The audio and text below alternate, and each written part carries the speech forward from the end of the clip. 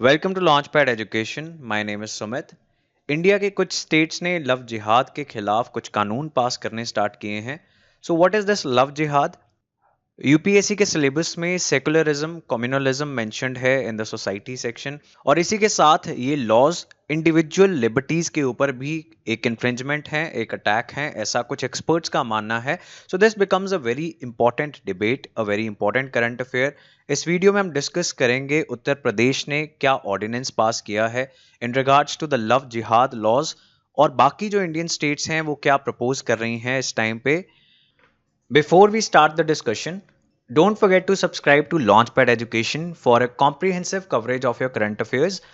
You can see the monthly current affairs videos here.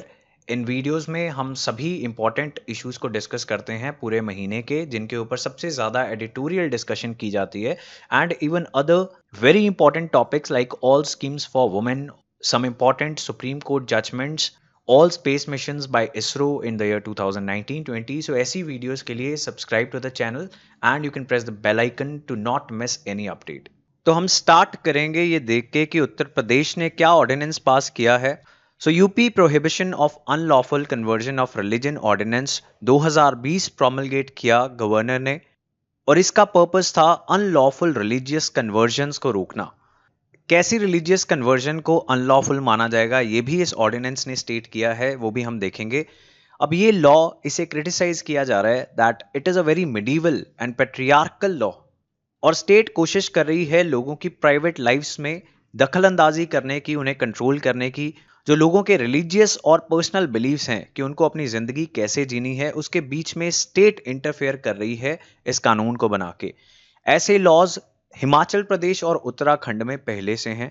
उससे related कुछ judgements वहां की हाई कोर्ट्स ने दे रखी हैं, that also we are going to discuss. Before that we will come back to the UP law. Uttar Pradesh का जो लॉ है, it seeks to include alluring marriage as an additional ground for declaring an instance of religious conversion as illegal। पहले से religious conversion को illegal माना जाता था अगर ऐसी conversion by force, coercion, undue influence या डिसीट की वजह से की गई हो, तो ऐसी रिलीजियस कन्वर्जन को इलीगल माना जाएगा।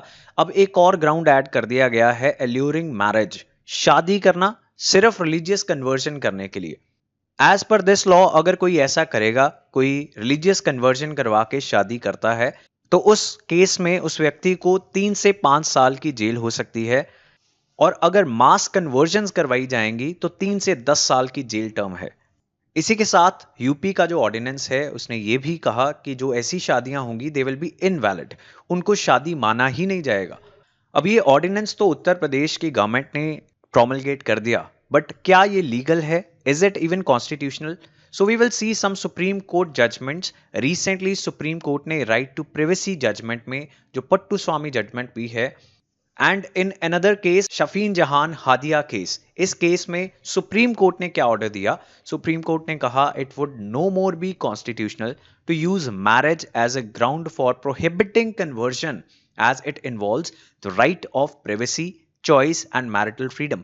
तो सुप्रीम कोर्ट ने इस ऑर्डिनेंस के खिलाफ ऑलरेडी जजमेंट दे रखी है। सुप्रीम कोर्ट ने कहा है कि आप रिलीजियस कन्वर्जन को प्रोहिबिट नहीं कर सकते, उसे रोक नहीं सकते on the grounds of marriage, because ये लोगों की प्रिवेसी, उनकी चॉइस, उनकी शादी करने की जो फ्रीडम है उसमें इंटरफेरेंस होगी। एक और प्रोविजन उत्तर प्रदेश के लॉ में है, और जो पहले हिमाचल प्रदेश और उत्तराखंड के लॉज हैं, सिमिलर लॉज हैं, उनमें भी एक प्रोविजन है कि अगर आप कन्वर्ट करना चाहते हो शादी के लिए, तो आपको ऐसी इंटेंशन इन एडवांस डिक्लेयर करनी है टू अ गवर्नमेंट ऑफिशियल। लेकिन इस प्रोविजन को भी हिमाचल हाई कोर्ट ने स्ट्राइक डाउन कर दिया था। हिमाचल हाई कोर्ट ने कहा कि ये प्रोविजन कि अगर आप कन्वर्ट करना चाहते हो, अपना रिलीजन चेंज करना चाहते हो शादी के लिए, the declaration of intent will be violation of right to keep one's faith a secret. आप अपने धर्म को सीक्रेट रख सकते हो, ऐसा कॉन्स्टिट्यूशन आपको अधिकार देता है।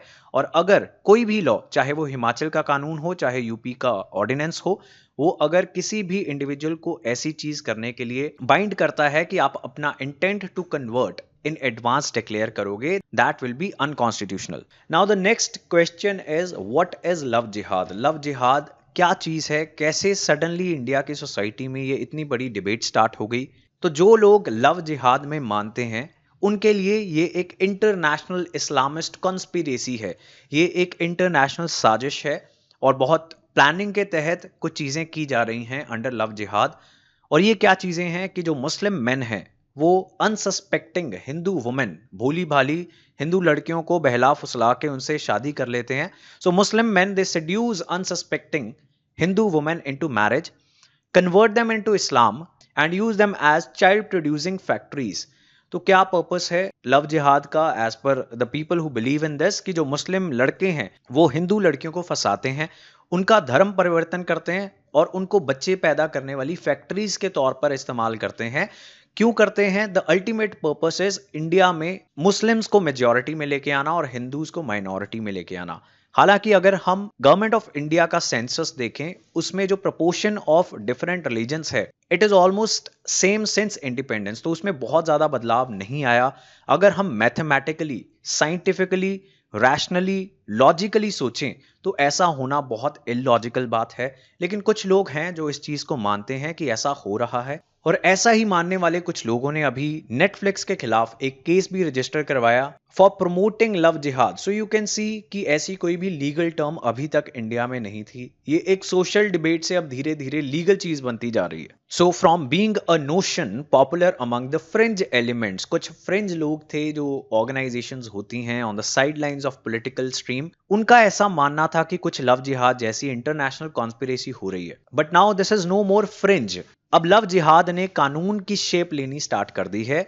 डिफरेंट स्टेट्स ने ऐसे कानून पास करने का प्रपोजल दिया है, लेकिन इसके पीछे सिर्फ रिलीजन नहीं है, इसके और भी बहुत सारे पर्पसेस हैं। Now as per the critics, जो लोग इस चीज की क्रिटिसिज्म करते हैं, they say that the purpose is not just to control interfaith marriages but also to control women's सेक्सुअलिटीज।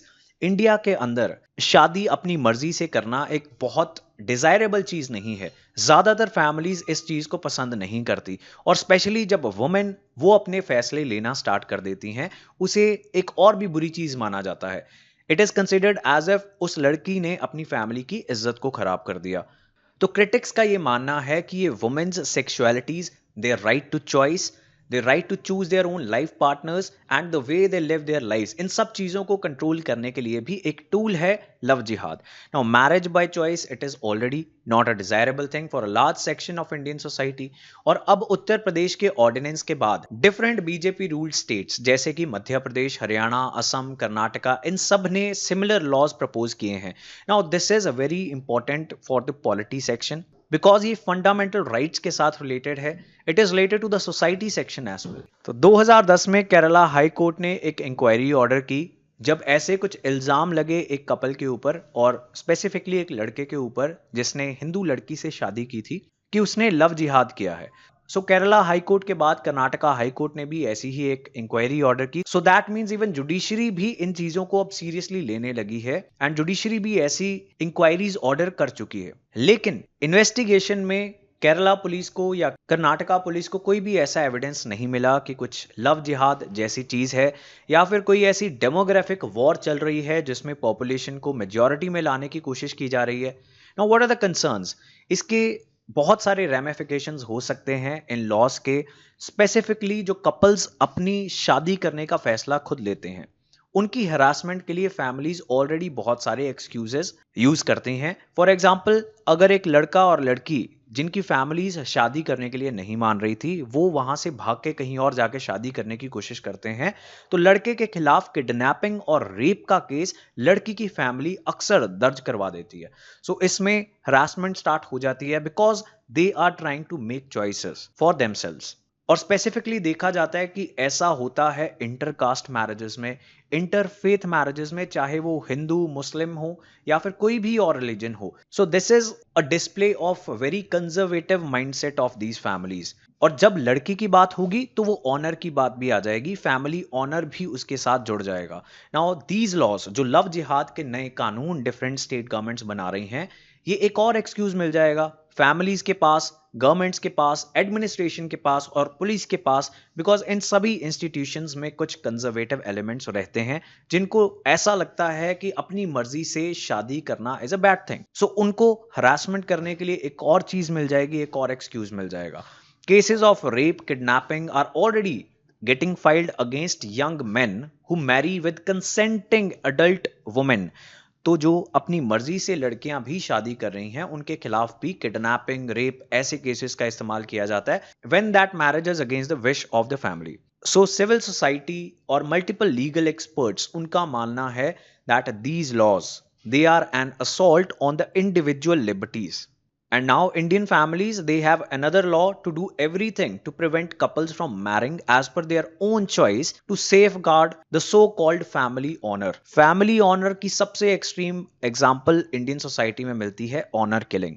कि अगर डिफरेंट कास्ट के लड़का और लड़की ने शादी कर ली तो families they go to such extent that they kill their kids. So ऐसे में ये जो लव जिहाद लॉज हैं ये एक और वेपन है ऐसी कंजर्वेटिव मिडीवल माइंडसेट वाली फैमिलीज के पास.